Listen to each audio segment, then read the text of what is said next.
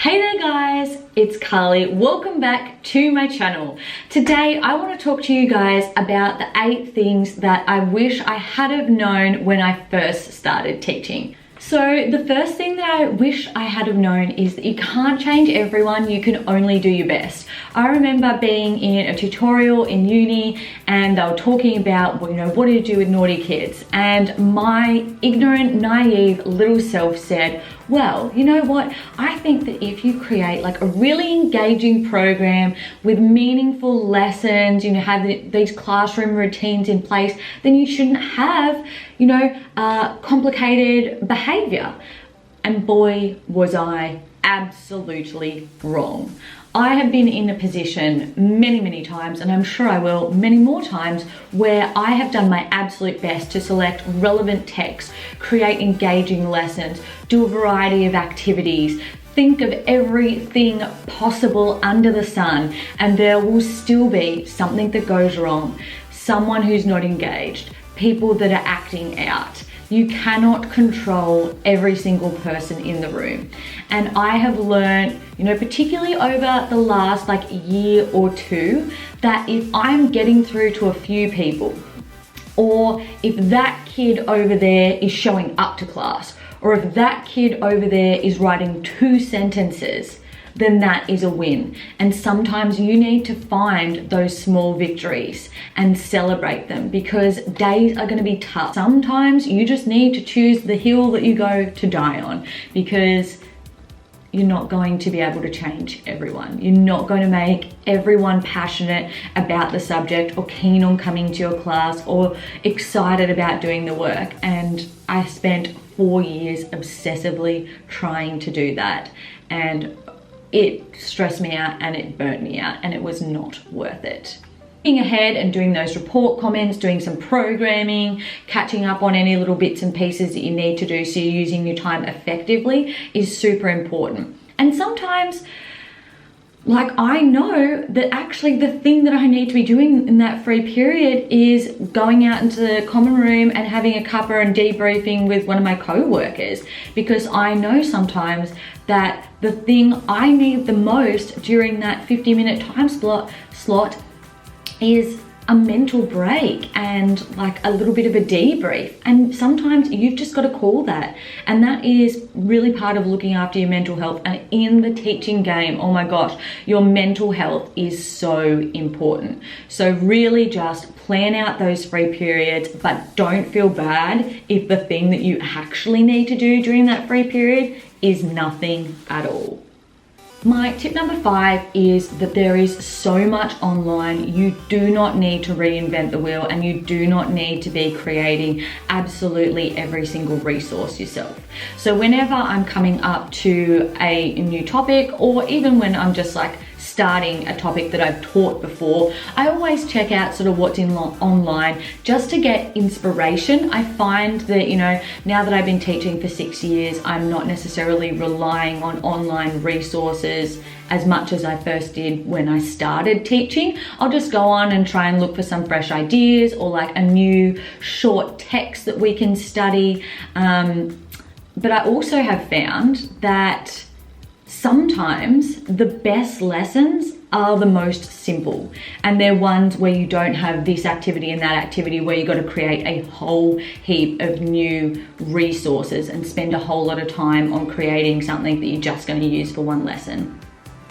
So I find that, having 3 different activities a period is really good in keeping the students' attention span, and they don't need to be whiz-bang activities. They might be a reading activity, a writing activity, a group work, a research, a little creative activity. But as long as you've kind of got 3, it really helps to separate the time out nicely. And oftentimes those 3 things are easy things that you do not need to spend a whole heap of time creating. But if you do need to create stuff, check out what's online first, rather than wasting your time when someone else might have already done a little bit of the thinking for you. So my tip number 6, I kind of just mentioned in there, which was 3 activities. One thing that I've been doing religiously, at least for the last 2 years, is for most of my classes, the first activity that we do every single lesson is reading. And I like to spend 10 minutes of reading at the start of every lesson. And the reason for this, well, there's a couple of them.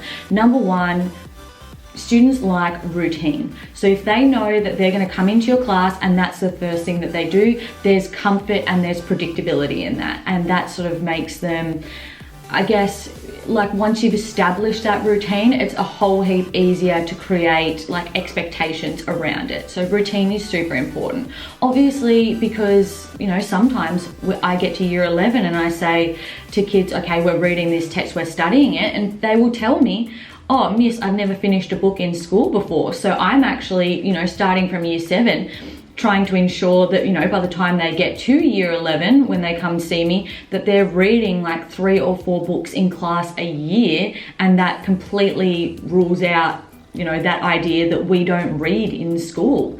I mean, also just the fact of literacy and how important reading is. And also I like to read these books out loud to them. I feel like modeling what good reading looks like is super important. So that is always one of my 3 activities every lesson. It's just like a nice, calming, easy routine to start the lesson off with.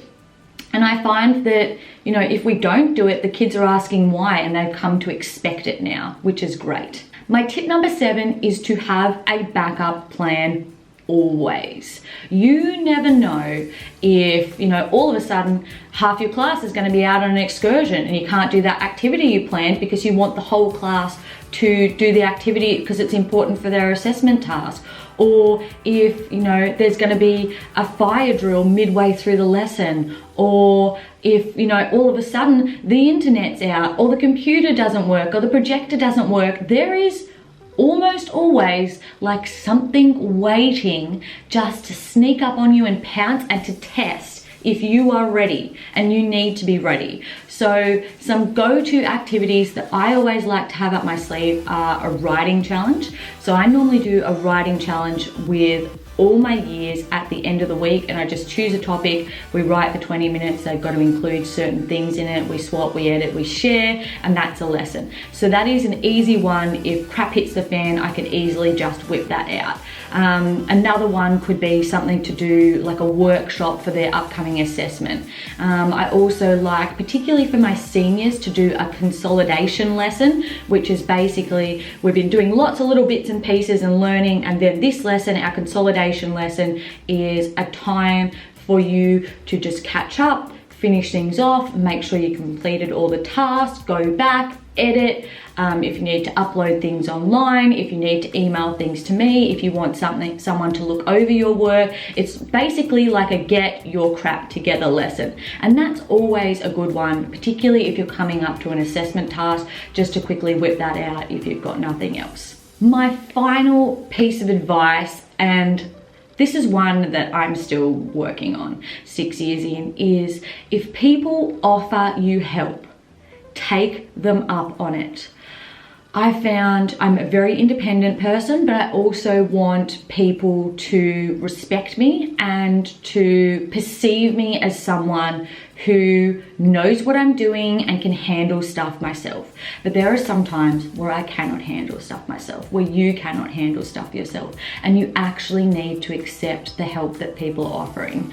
My big example of this is where you have a student in your class who is just being disruptive, and someone offers, okay, if you're having trouble with this class or this kid, send them to me. And I often find that I don't want to send them to that person because I don't want to be a burden to that person. I don't want to look like I can't handle that student myself. But the truth of the matter is, sometimes for me, I need to take them up on that. I need to send that student. And for the rest of the class as well, because I find, you know, there are a lot of kids in the class who are just desperate for you to bounce that kid. And And like once you do, you see such a change in the atmosphere, and almost like a whole heap of kids are just like relieved that they can finally concentrate and get on with their work. But for so long, I would not do that. I would see it almost like a sign of weakness to do that, but it's not. You need to be able to accept any of the help given to you, because otherwise you will go insane. I have gone insane on several occasions during my 6 years as a teacher. And, you know, if I plan on, you know, staying in this game for any length of time more, I need to be able to accept people's help when they offer it, whether it's creating a lesson or combining our classes or whatever it might be. I just use the discipline one because that's a common example I experience, but it could be anything. If people are offering you help, it's not weak to take them up on it. It's smart, and it's part of looking after yourself and, you know, being able to be a teacher in like the long run of things. I hope you guys have found these 8 tips helpful. I'm sure I could think of plenty more, but these are just the ones that sort of I experience quite regularly. I hope they were helpful to you. If they were, give this video a thumbs up, and please comment below what are some of the things that you wish you had have known when you were an early career teacher, because I would love to read some of your scenarios and hopefully apply them to my own life and my own teaching as well. Hope you guys have a fantastic week, and I'll see you all in my next video. Bye guys.